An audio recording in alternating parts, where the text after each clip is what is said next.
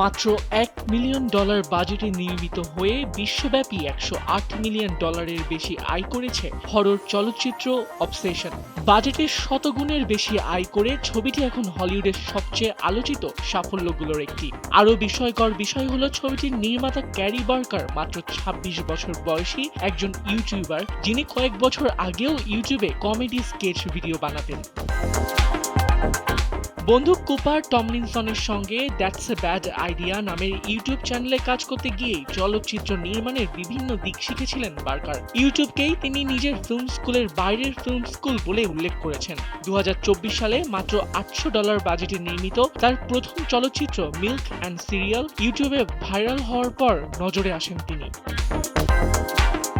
এরপর ২০২৫ সালে নির্মাণ করেন অতিপ্রাকৃত হরর চলচ্চিত্র অবসেশন। ছবিটি প্রথম প্রদর্শিত হয় টরন্টো আন্তর্জাতিক চলচ্চিত্র উৎসবের মিডনাইট ম্যাডনেস বিভাগে। সেখানে দর্শক ও সমালোচকদের প্রশংসা পাওয়ার পর ছবিটির স্বত্ব কিনে নেয় ফোকাস ফিচার্স।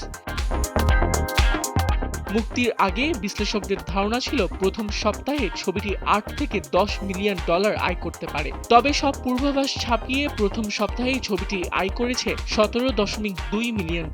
সামাজিক যোগাযোগ মাধ্যমে দর্শকদের ইতিবাচক প্রতিক্রিয়া এবং মুখে মুখে প্রচারণার কারণে দ্বিতীয় সপ্তাহে আয় কমার বদলে 39% বৃদ্ধি পায়, যা সাম্প্রতিক বক্স অফিস ইতিহাসে বিরল ঘটনা। আবিদ খান, সময়ের আলো।